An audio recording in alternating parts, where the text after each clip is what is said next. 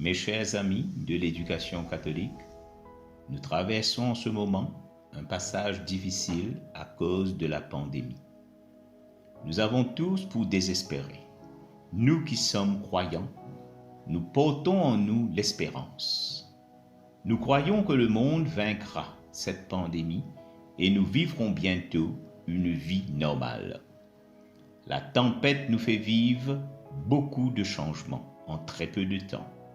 Il s'agit de les mettre à profit pour une transformation potentielle. Au milieu de la tempête que peut représenter l'épidémie de Covid-19, le Seigneur souhaite réveiller et raviver notre foi pascale. Éducateurs, élèves et parents sont appelés à faire front pour rester sur nos barques malgré ces grosses vagues.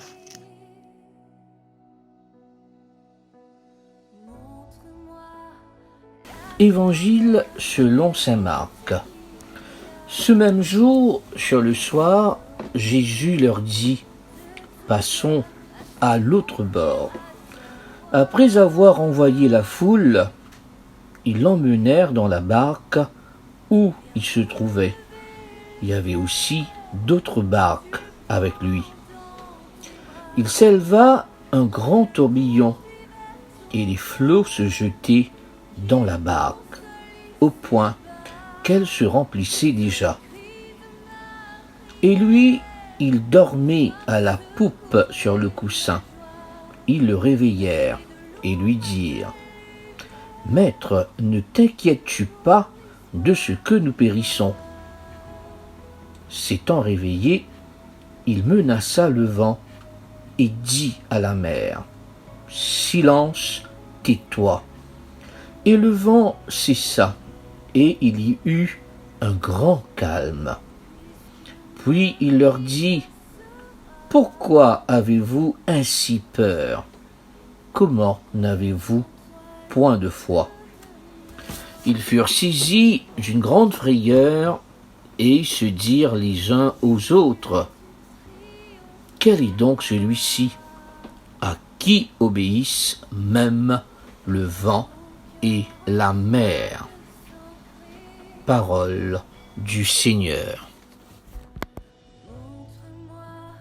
Frères et sœurs, la traversée de la mer de Galilée représente la traversée de notre vie.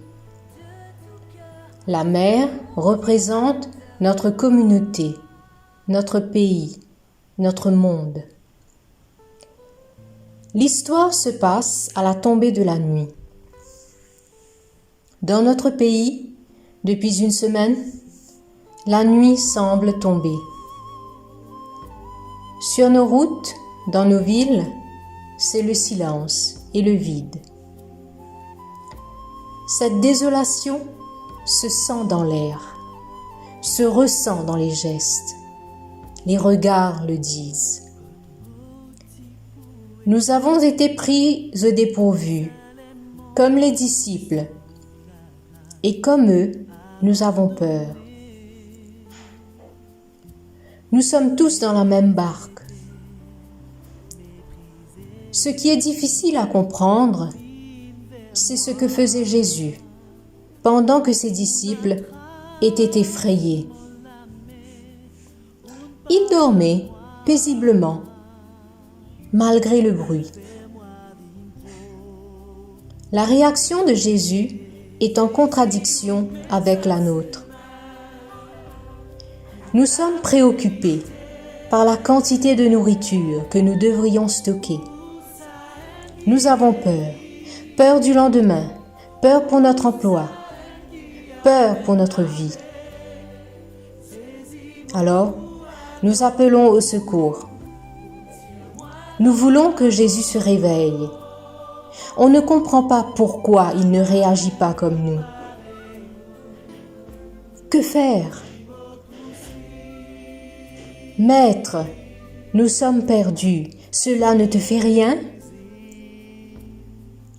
Cette phrase déclenche la colère en Jésus et il répondit : « Pourquoi êtes-vous si craintifs ? N'avez-vous pas encore la foi ? Jésus ne nous donne pas de recette magique pour éviter les tempêtes. Il n'a pas promis de nous épargner toutes les difficultés. Il nous a promis, en revanche, la force pour les surmonter, si nous la lui demandons. Finalement, Jésus s'est levé et a ordonné au vent de se calmer. Les disciples, surpris, se sont demandé « Quel est donc celui-ci à qui obéissent même le vent et la mer ?» Cela démontre que nous ne croyons pas que Jésus peut faire des miracles aujourd'hui dans nos vies. Notre foi est limitée. C'est parce que Jésus était dans la barque que les disciples ont été sauvés.